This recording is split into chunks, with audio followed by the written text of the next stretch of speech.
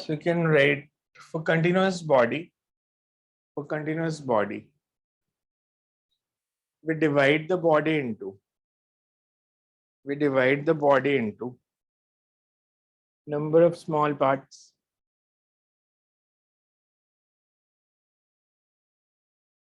We divide the body into number of small parts.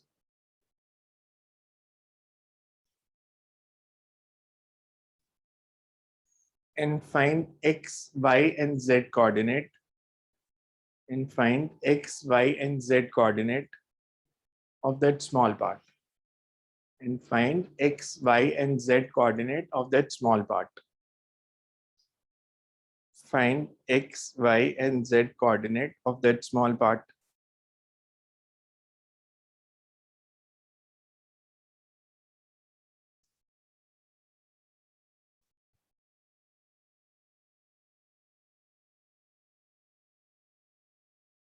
If mass of the small part is dm, if mass of the small part is dm,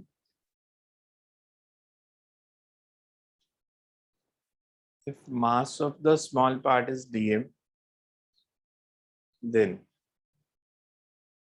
coordinates of center of mass for continuous body is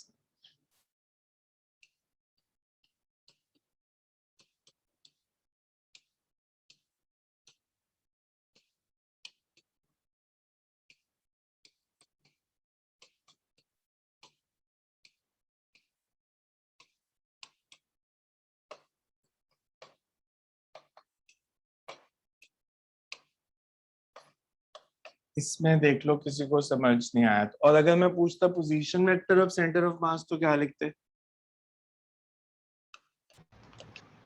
वो IJ के इससे आपके terms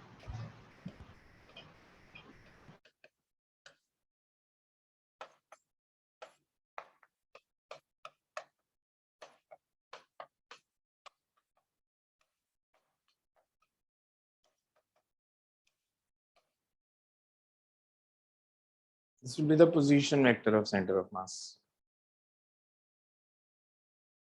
clear यहां तक सबको?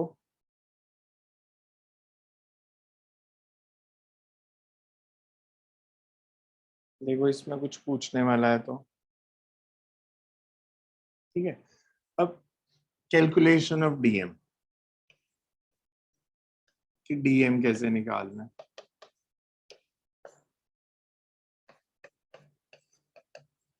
For one dimensional body,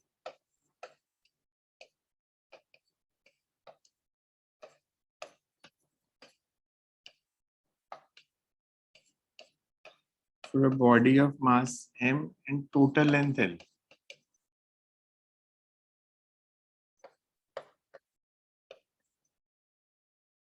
mass per unit length is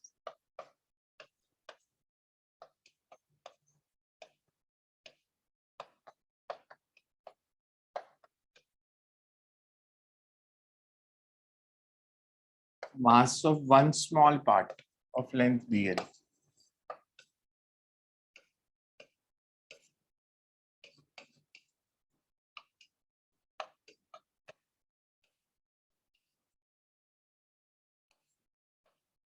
You can say it's lambda dl और m by l dl. और ये फॉर्मूला कब लगना और कब नहीं लगाना? यूनिटरी मेथड कब लग सकता है और कब नहीं लग सकता?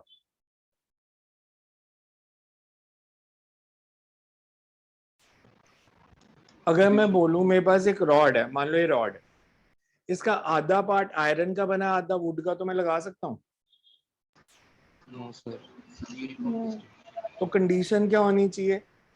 Uniform mass. Mass should be uniformly distributed throughout the body.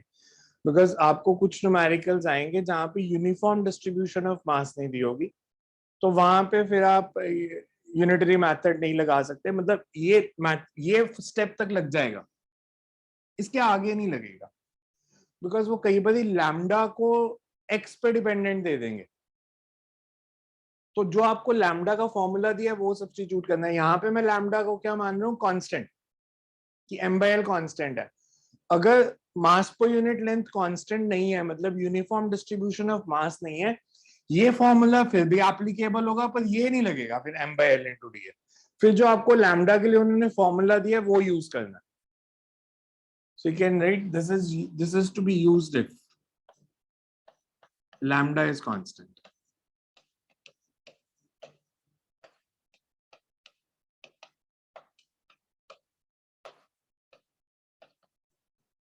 और इसको हम लेते हैं जनरल फॉर्मूला। सिमिलरली अगर मेरे पास 2 डायमेंशनल बॉडी है, find mass per unit area, 2 dimensional body of mass m and hello,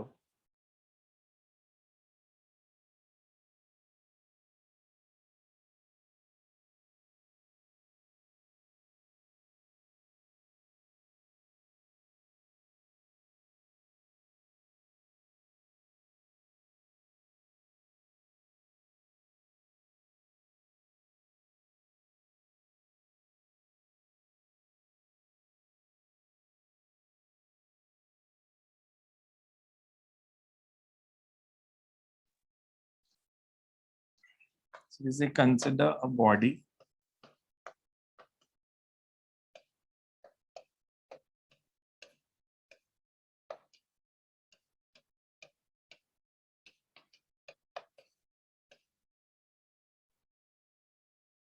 in total area A.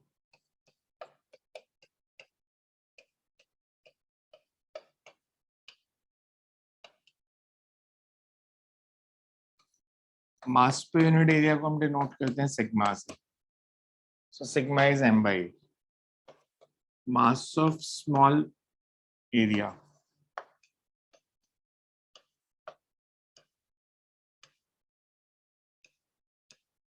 dA, so dm is equals to sigma dA.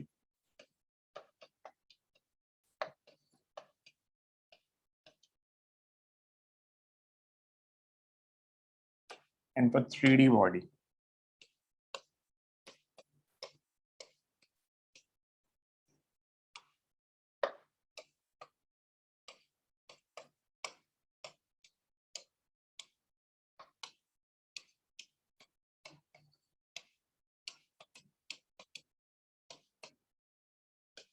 Condition इसमें भी यही है, ये फॉर्मूला तभी लगेगा अगर m सिग्मा कांस्टेंट है।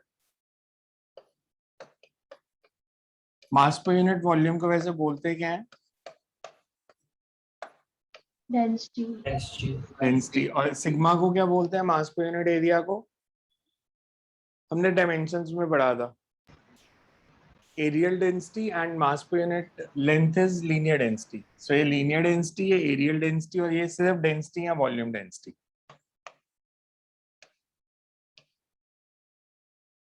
So density is denoted by rho. Sir हाँ जी, सर ब्रॉडकास्ट कर दो, वो नहीं कर रहा।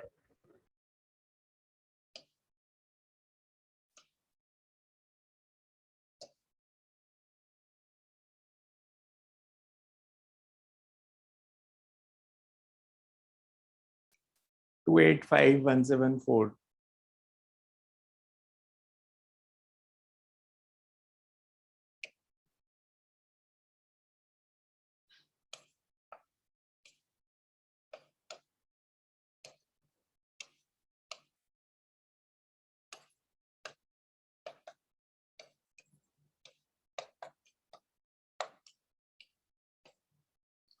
सो आपको ये मेथड याद रखना है डीएम निकालने का, बिकॉज इस पे बहुत सारे न्यूमेरिकल्स आ सकते हैं। इन सेकेंडली आपको ये कंसेप्ट याद रखना है कि X Y and Z coordinate of centre of mass कैसे निकालेंगे। सो ये फॉर्मूले याद होने चाहिए और डीएम निकालना आना चाहिए।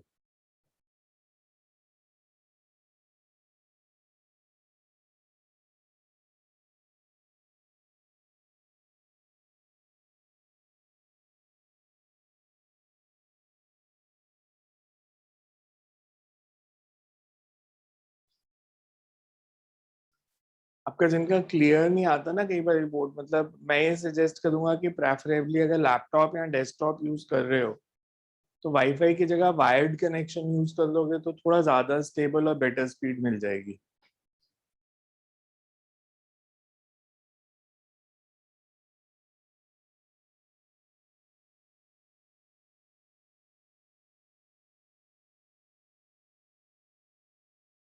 यहाँ तक आया सबको समझ? Then is the first article. Center of mass of semicircular ring.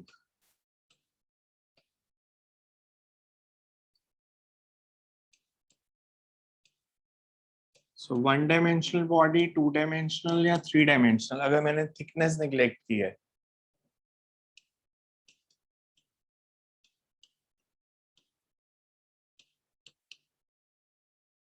अगर मैं थिकनेस निग्लेक्ट करता हूं तो सेमी सर्कुलर रिंग 1D है, 2D है, 3D है। सेमी सर्कुलर डिस्क क्या है? 1D, 2D, 3D। Ring will be, अगर मैं रिंग को पकड़ के ऐसे सीधा कर दूं तो इट बिकम्स 1D। नॉट, वो 1D है। तो मेरे पास एक रिंग है जिसका मास m है और उसका रेडियस r है। Ring of mass m and radius r। मैं आपसे पूछूं इसका मास पर यूनिट लेंथ बताओ कितना होगा? अगर इसका टोटल मास m है,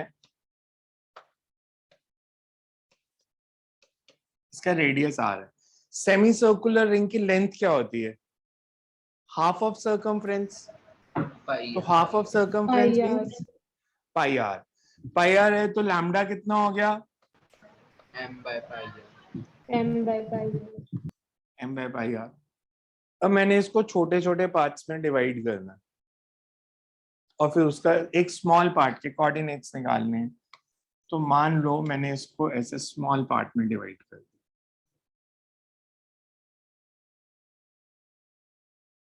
ये एंगल डी थीटा, तो इसकी लेंथ कितनी होगी? लेंथ ऑफ आर्क कितनी हो जाएगी? एंगल पता है डी थीटा, रेडियस पता है आर। तो डी थीटा किसके इक्वल है? d theta equal to L by तो dl becomes d theta into R। r d theta. अच्छा, इसका मास कितना हो जाएगा? फॉर्मूला क्या था? m lambda dl। तो इन दोनों को मल्टीप्लाई करते हैं तो क्या आ गया? Lambda dl m by pi d theta। m by pi into d theta. अब इसके बाद आपको ये देखना है कि आप इसके कोऑर्डिनेट्स कैसे निकालोगे, x एंड y कोऑर्डिनेट्स। अगर मैं इसको रीजन मान लूं,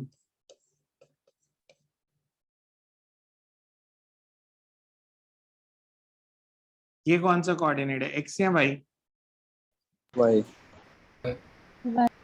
और ये coordinate x।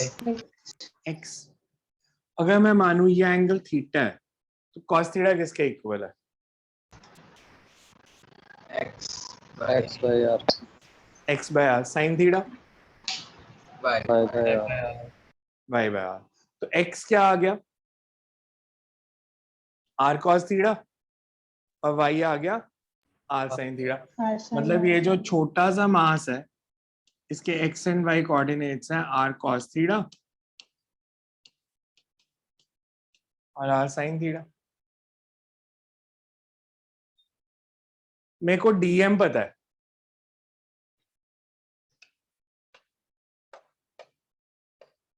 dm is m by pi r lambda into r d theta, मतलब m by pi into d theta.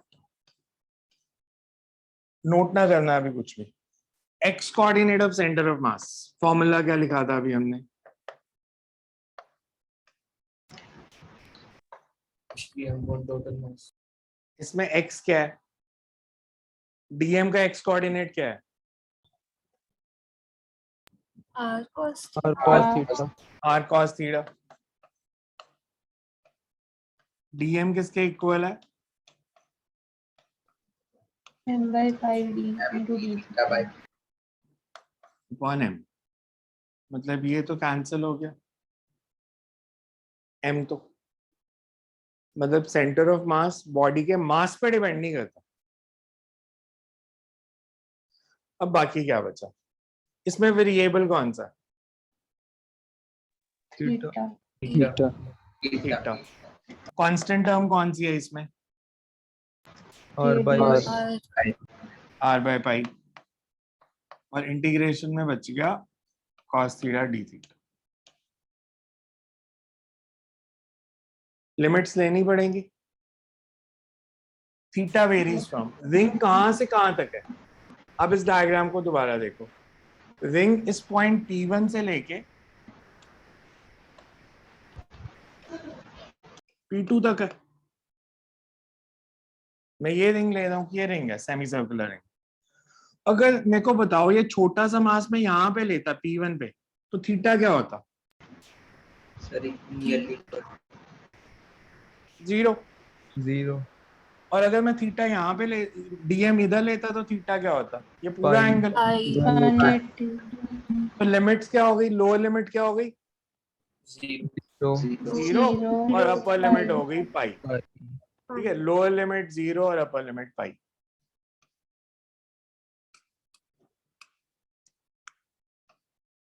Excuse me, sir. हाँ जी, Sir, upper limit pi जैसे लिया आपने, अगर मैंने P2 इधर लिया, डीएम इस साइड से लेके यहाँ तक किसी भी जगह हो सकता है, तो अगर डीएम यहाँ पे है तो ये पूरा एंगल कितना बनेगा? पाई बनेगा ना ये एंगल तो, बिकॉज एंगल हम एक्स एक्सिस के साथ ले रहे हैं। अगर मैं एक्स एक्सिस के साथ एंगल ले रहा हूँ थीटा, तो अगर डीएम यहाँ पे है तो एक्स एक्सिस के साथ इसका एंगल 180 बन रहा है ना, yes sir. तो इसलिए लिमिट 0 से पाई। cos थीटा की इंटीग्रेशन, cos थीटा की इंटीग्रेशन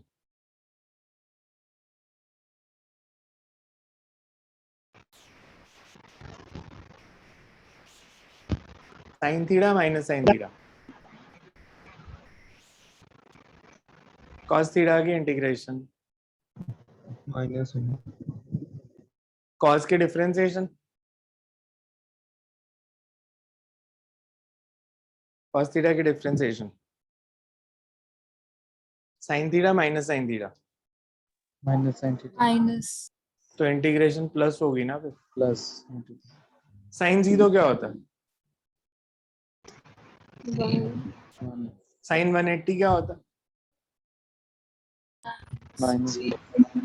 तो जब मैं 0. इंटीग्रेट करके लिमिट्स पुट करूंगा, sin 180 भी 0 है, sin 0 भी 0 है, तो ये तो 0 ही आएगा। मतलब x coordinate of centre of mass is 0, बचा y। अब अगर हम y को देखें, y कोऑर्डिनेट है r sin theta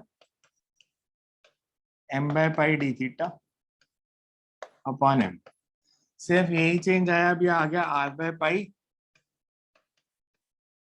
sin theta D theta, limits वही 0 से पाई। sin थीटा की integration Cos theta. minus minus cos cos, तो cos pi minus cos 0। cos पाई की वैल्यू बोलो, cos 180 क्या होता है? माइनस 1। cos 0 1. 1 तो y coordinate is 2r by pi. अब इस डायग्राम पे आओ, x coordinate is 0, y coordinate is 2r by pi. x coordinate 0 का होता है x एक्सिस पे, y एक्सिस पे, Y. y तो ये सेंटर ऑफ मास है y एक्सिस पे, और ये डिस्टेंस जो है this is 2r by pi. आया समझ कैसे निकालना? पहला ऐसा आर्टिकल कर दें, इसलिए ध्यान से देख लो, फिर इसके बाद बहुत सारे ऐसे करने हैं हमने, अलग अलग बॉडीज का सेंटर ऑफ मास निकालना है। सो ध्यान से देखो, ये समझ, एक एक स्टेप पूछता जाता हूँ। ये सबको क्लियर है? Lambda is equal to m by pi r क्यों लिया मैंने? yes because Yes. Mass m था, पाई r इसकी टोटल लेंथ थी। फिर मेरे को स्मॉल मास लेना था, मैंने यहाँ पे ले लिया, and that small mass subtends an angle d theta at the centre. तो मैंने dl की वैल्यू निकाल ली r d थीटा, वहां से डीएम निकाल दिया, lambda into DL, lambda is M by pi are into DL, DM की वैल्यू आ गई। एक्स एंड वाई कोऑर्डिनेट्स निकालने थे इस पॉइंट के, इस डीएम के, तो मैंने इस एंगल को थीटा मान लिया, X comes out to be R cos theta, Y comes out to be R sine theta, और फिर ये फॉर्मूलाज में वैल्यू डाली। क्लियर है सबको कैसे किया है? तो इसको प्रॉपरली लिखना है, because semi circular ring school में भी आ सकता है।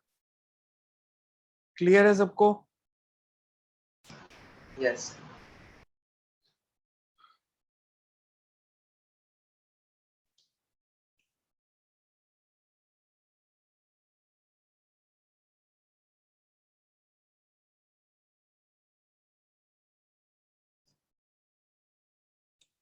अब डायग्राम बना लो।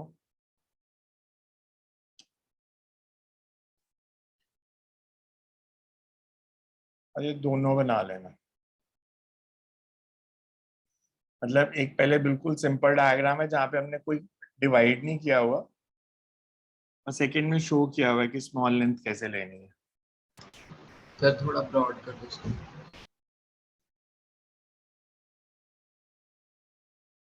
ये दोनों डायग्राम्स बना लो बस, ठीक है। यस। इसको भी लिख लो, यहाँ पे एक्स कोऑर्डिनेट मेंशन नहीं है।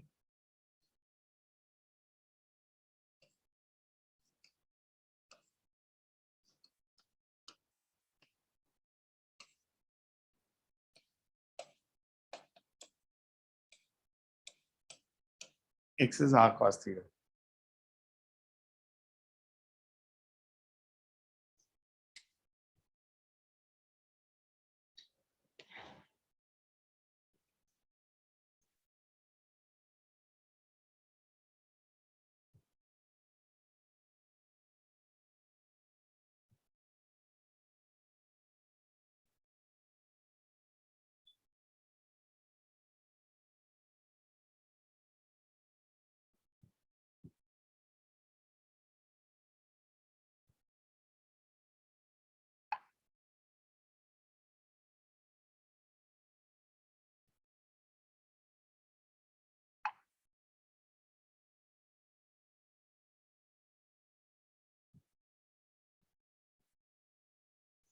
डायग्राम बन जाए तो बताना, then we will right.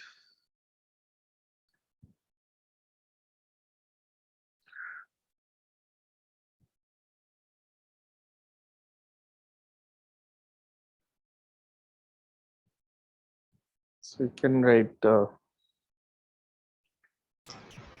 Sir 1 minute.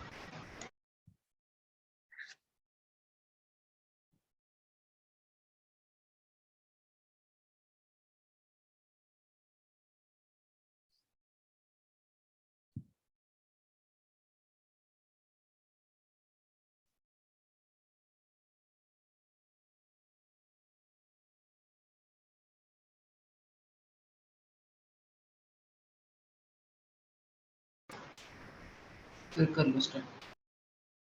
so you can write consider a semicircular ring having total mass m and radius r,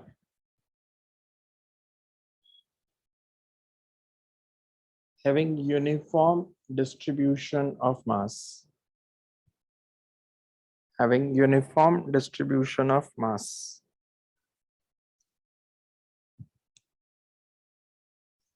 The mass per unit length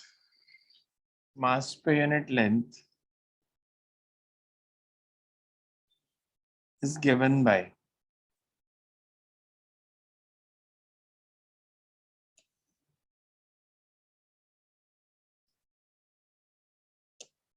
lambda is equals to m by r.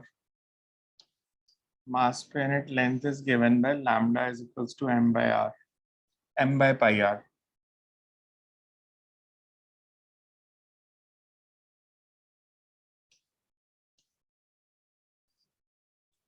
We divide this ring into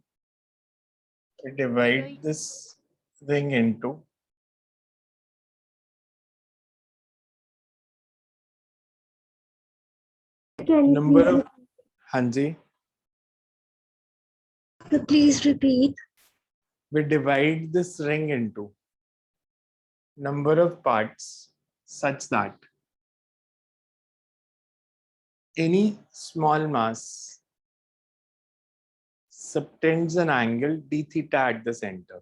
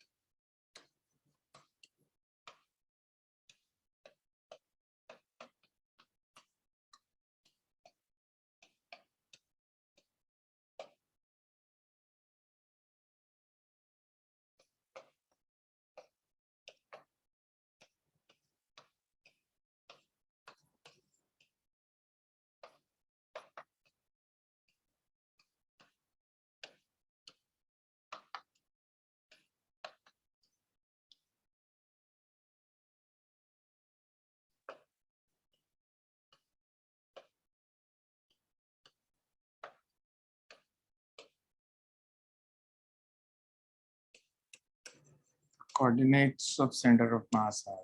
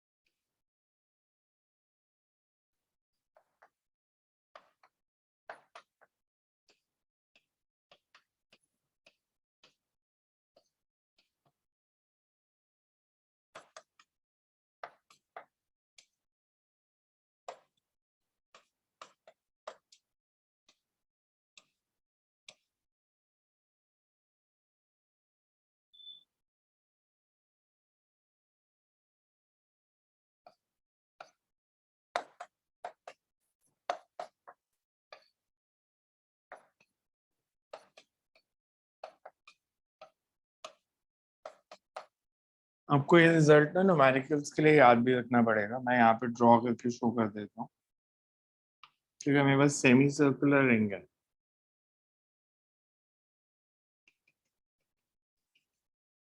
तो इसका ये centre है,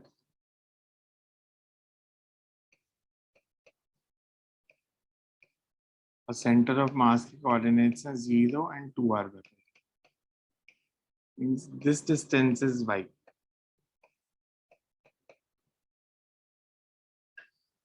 देखो ध्यान से, इसमें कुछ भी नहीं समझ आ रहा तो मेरे को पूछो दोबारा से, इसमें अगर कोई भी डाउट है।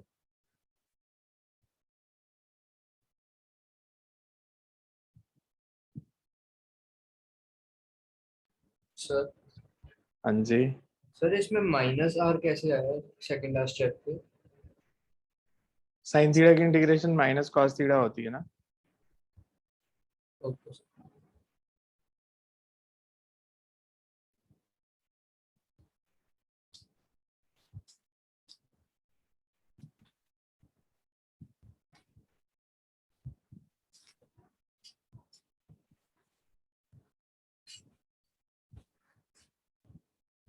हो गया, भूख लग रही है।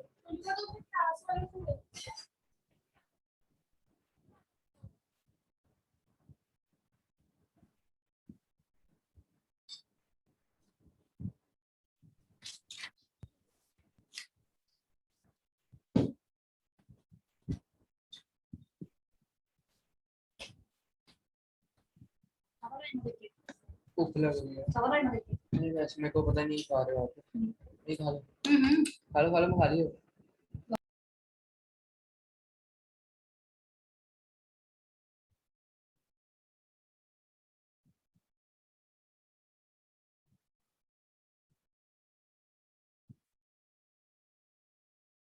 हो गया note. Yes, sir. Yes sir.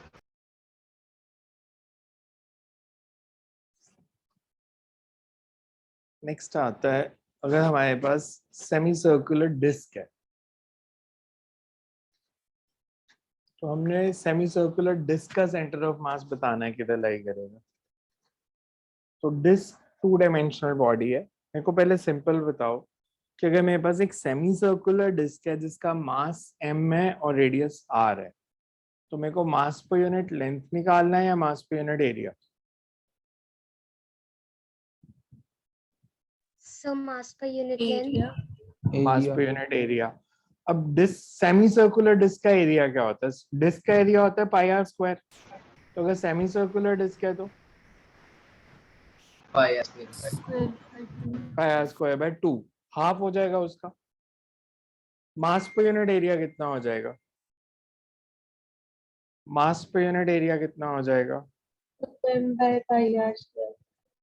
2m by pi are square. अब मेरे को करना है डिवाइड इस डिस्क को नंबर ऑफ स्मॉल पार्ट्स में। तो मैं कैसे करूं? डिस्क को छोटे छोटे पार्ट्स में डिवाइड करना है, तो कैसे कर सकता हूँ?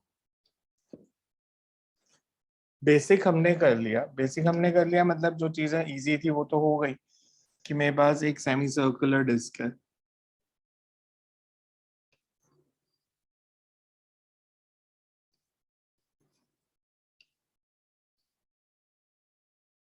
इसका मास m था, रेडियस r था, ये इसका सेंटर था। तो मैंने कहा जो मास पर यूनिट एरिया है that would be m upon pi are square by 2, 2m by pi are square. यहां तक क्लियर सबको? किसी को डाउट है इसमें? तो ठीक। अब मेरे को इसको छोटे एरियाज में डिवाइड करना है ताकि मैं प्रॉब्लम को सॉल्व कर पाऊँ। अगर मैं ऐसे कहीं पे भी आर्बिट्रेरी एरिया ले लूंगा तो आप इसकी वैल्यू निकाल सकते हो? नहीं निकाल सकते। अच्छा, आपने प्रैक्टिकली कोई डिस्क देखी है जो छोटी छोटी चीजों को मिला के बनी हो?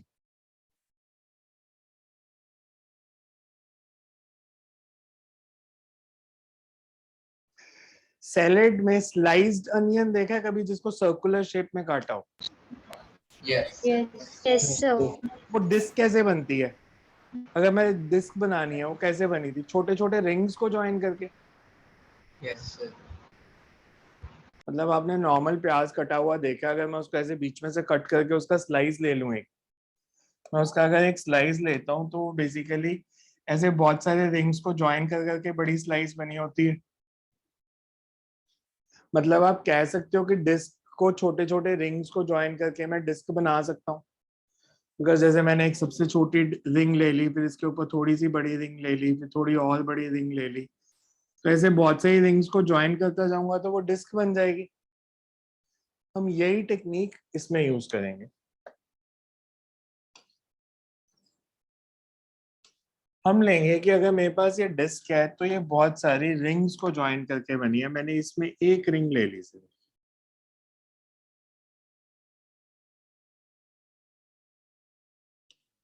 जिसका रेडियस x था और इसकी थिकनेस जो है वो dx है।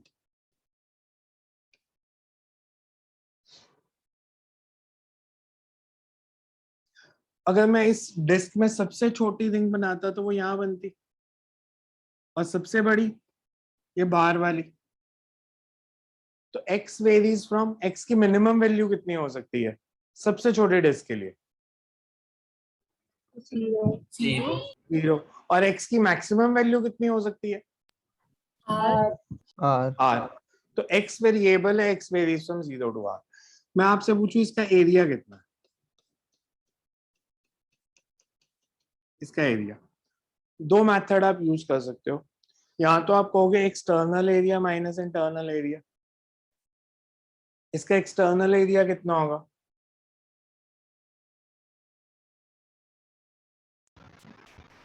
बाहर वाले रिंग का सर इसका रेडियस x प्लस dx हो जाएगा। इसका radius x plus d x, तो area pi x plus d x square by 2। और इनर रिंग का एरिया, पाई x बाय और इन दोनों का जो डिफरेंस है वही इस रिंग का एरिया होगा, outer area minus inner area. But इसमें हम एक सॉर्ट ऑफ टेक्निक यूज कर लेते हैं। अगर मैं पूछूं इसकी लेंथ कितनी है,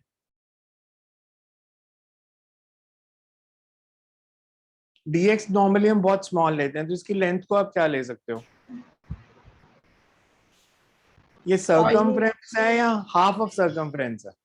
half of sir. Half of circle. तो सर्कमफ्रेंस अगर ये पूरा होता तो मैं इसकी लेंथ को लेता 2 पाई x। तो ये आधा है तो you can say its length is pi x। और इसकी विड्थ कितनी है? मतलब मैं कह रहा हूं इस स्ट्रिप को आप सीधा मान लो, आप इस स्ट्रिप को ऐसे सीधा कर लो। इसकी लेंथ है पाई x, इसकी थिकनेस है dx, तो एरिया कितना हो गया? pi x into dx. पाई x इंटू dx। ये बेसिकली एक ट्रिक की तरह यूज होता है। एक्चुअल में एग्जैक्ट मेथड तो वही है, पर आप देखोगे उससे भी यही आएगा। ये external area minus internal area. अच्छा, पाई बाय 2 को अगर मैं कॉमन लूं तो क्या बचा?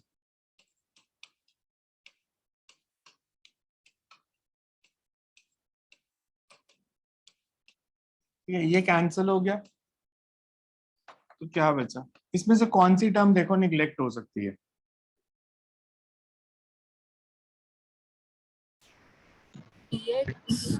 dx का स्क्वायर, जैसे हम एरर्स में करते थे, because dx is very small तो उसका जो स्क्वायर है वो निग्लिजिबल हो जाएगा। तो मेरे पास ये बच गया, बाकी 2 कैंसिल हो गया, तो वही आ गया पाई x इंटू dx। तो हम जब भी रिंग का एरिया निकालना होगा ना, हम ऐसे ही निकाल लेंगे, लेंथ इंटू ब्रेड्थ पाई x इंटू dx। समझ में आ रहा है कैसे किया? ठीक है, हमने इसको रिंग्स में डिवाइड कर दिया। Excuse me sir. हाँ जी, सर इसमें ये हमें मतलब गिवन होगा क्वेश्चन में कि हम नेगलिजिबल है। क्या गिवन होगा? सर उसकी विड्थ नेगलिजिबल है, ये गिवन होगा कि ये हम मतलब dx, तो dx का मतलब ही स्मॉल होता है। वो आपने अज्यूम किया, क्वेश्चन में क्यों देंगे? वो तो आप अज्यूम कर रहे हो dx। Okay sir. तो दिया थोड़ी होगा, वो तो हमने अज्यूम किया है कि dx इज स्मॉल थिकनेस। तो इसका मास कितना हो गया इस छोटे से पार्ट का? वैसे sigma into D, sigma is 2m by pi r square, और इस छोटे से पार्ट का लेंथ पाई x। क्लियर यहां तक? यहां तक किसी को डाउट है तो?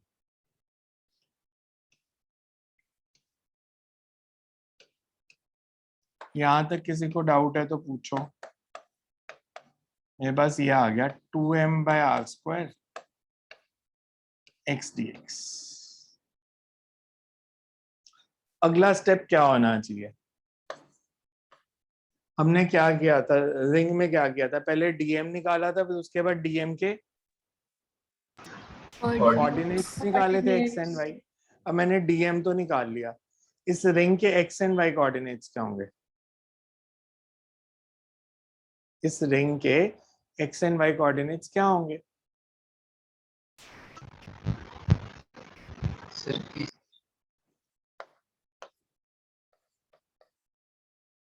बिकॉज मेरे को फॉर्मूला लगाना है ना।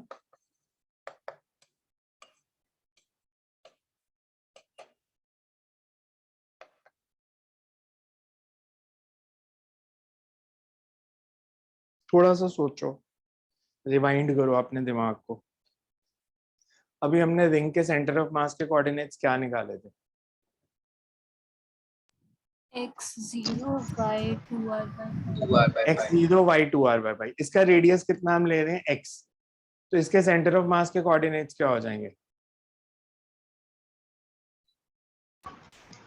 इस रिंग के जो येलो कलर से बनाया मैंने, इसके सेंटर ऑफ मास के कोऑर्डिनेट 0 और 2x/5 2x by पाई। तो मैंने जब यहाँ पे x कोऑर्डिनेट 0 पुट किया तो ये तो 0 ही आ जाएगा। y कोऑर्डिनेट मैंने पुट कर दिया 2x by pi into dm। dm is 2m by r square x variable कौन सा है?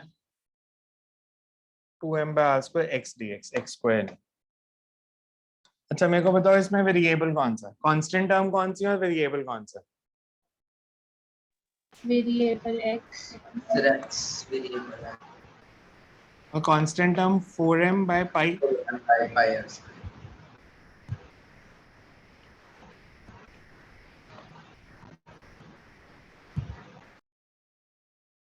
ठीक है, ये गलत है। बाय m भी है साथ में।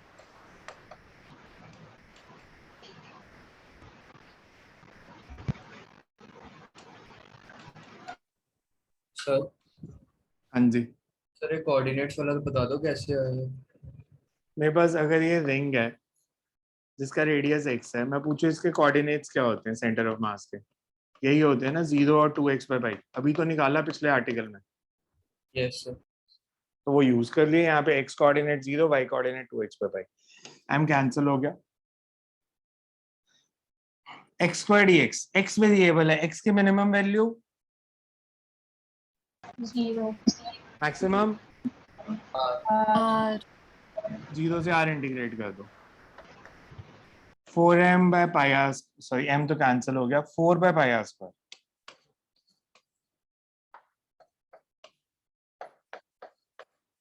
लिमिट्स पुट करके क्या आएगा? x स्क्वायर dx की integration x cube by 3। Limits put करेंगे तो r cube by 3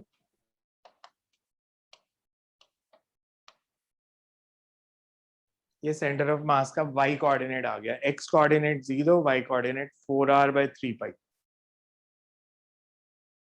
ये रिजल्ट्स याद रखने बहुत जरूरी हैं।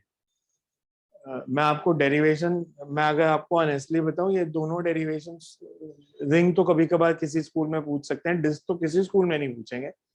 एंट्रेंस वैसे ही डेरिवेशन नहीं आती।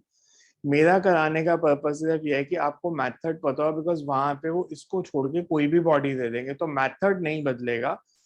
1 डायमेंशनल बॉडी है तो मास पर यूनिट लेंथ इनटू लेंथ, 2 है तो मास पर यूनिट एरिया इनटू एरिया, फिर उस स्मॉल मास के कोऑर्डिनेट्स, फिर फॉर्मूला और आंसर। मेथड नहीं बदलना। तो इसलिए मैं कुछ बॉडीज के करा दूंगा ताकि उसके बाद वो कोई भी आपसे पूछ ले तो आपको पता हो। ये रिजल्ट बहुत important, because this will be used in numericals. इस चैप्टर में भी, इस यूनिट में तो पूरे में लगेगा ही रोटेशन। फिर उसके बाद ये लगेगा हमारा 11th क्लास के एक यूनिट है ऑसिलेशंस में।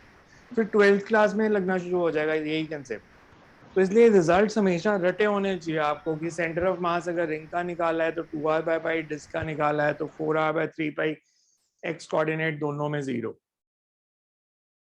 अब इसको देखो समझ में आ रहा है या नहीं आ रहा?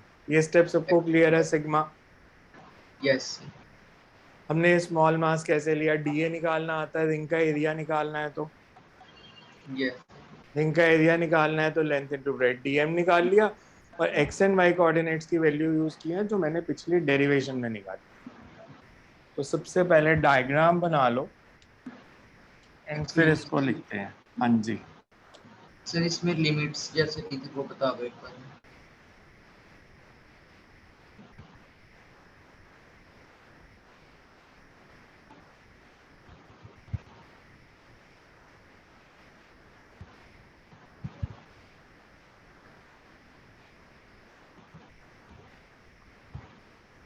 इसमें आर लिया हुआ डायग्राम में। मेरे को ये बताओ, अगर ये वाला रिंग जैसे मैंने लिया, अगर मैं सबसे छोटा रिंग बनाता, इसका रेडियस कितना होता? बिकॉज बहुत सारे रिंग्स को ज्वाइन करके बनाना, तो सबसे छोटे रिंग का रेडियस, 0 और सबसे बड़ा 0 रिंग यहाँ बनता, ये सबसे बड़ा रिंग होता, इसका radius sir R R x. तो x varies from 0 to R, मतलब इसने यहाँ पे स्मॉल आर लिया हुआ है, तो small R varies from 0 to capital R. So ये दोनों डायग्राम बना लो, फिर लिखते हैं इसको।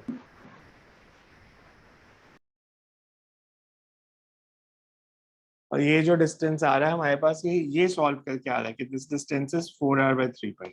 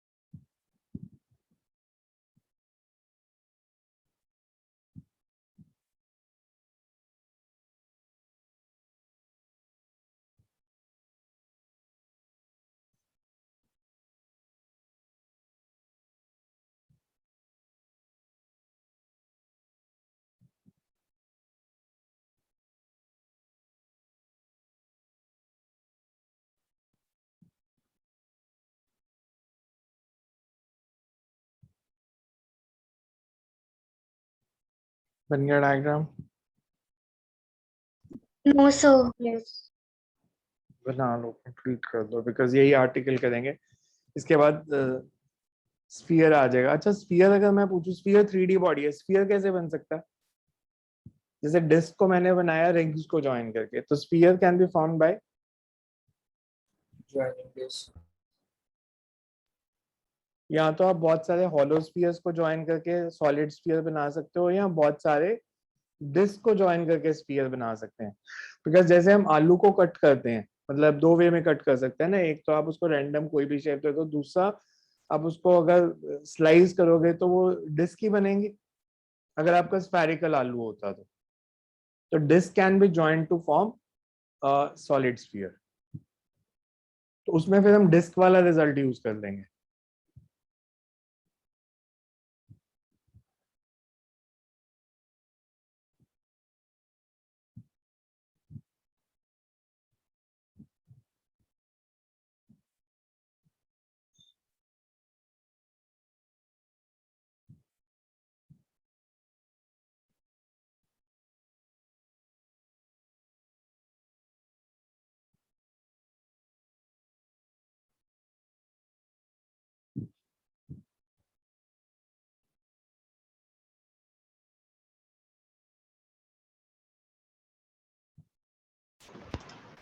हो गया So you can write, consider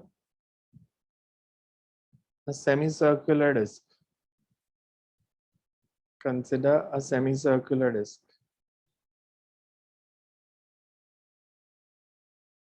of mass m and radius r, mass m and radius capital R, with uniform distribution of mass. With uniform distribution of mass.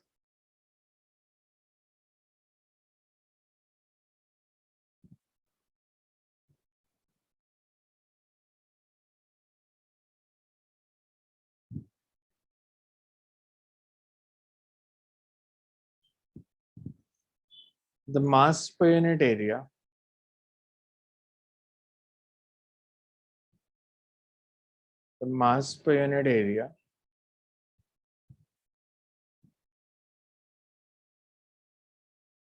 for this body is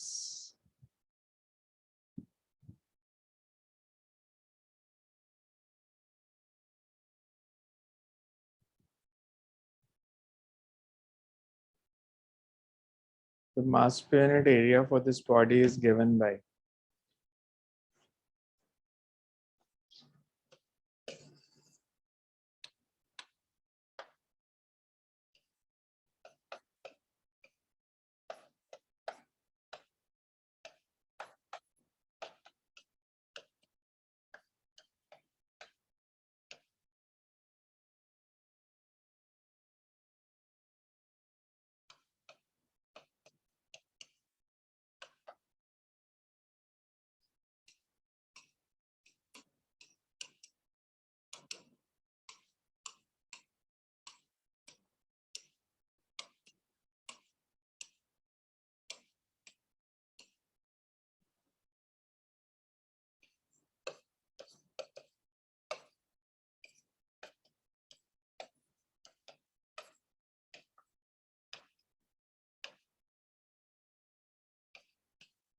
area of ring कितना हो जाएगा, one ring.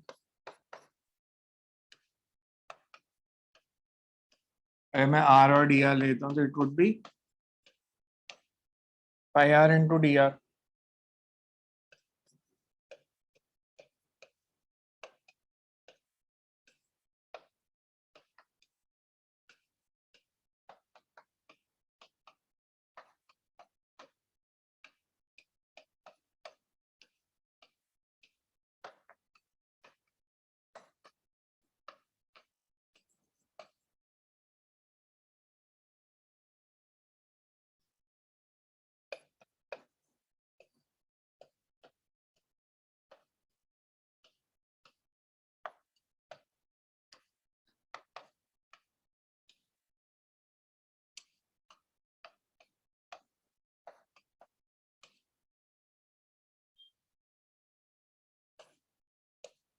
Coordinates of center of mass are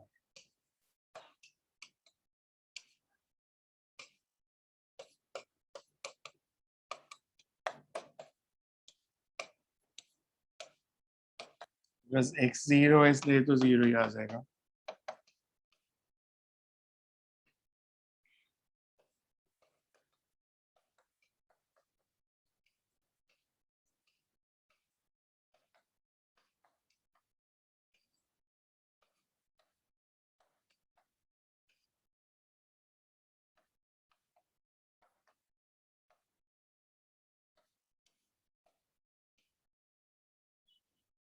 Limit 0 to capital R.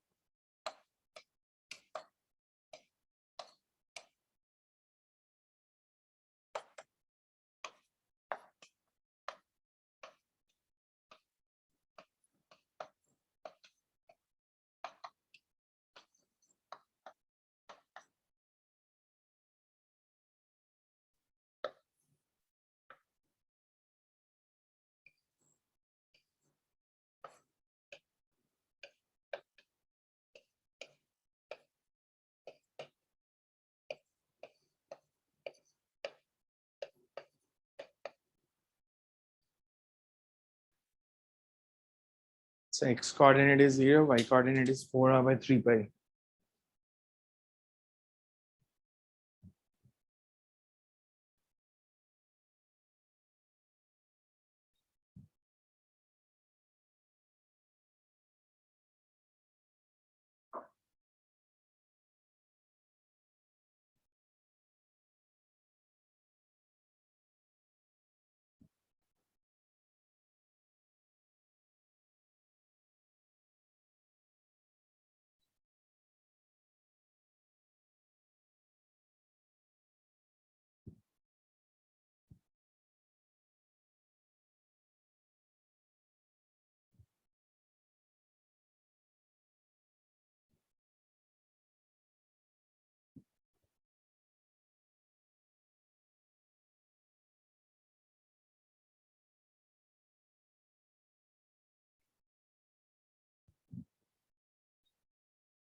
इसमें देखो कुछ नहीं आया समझ तो।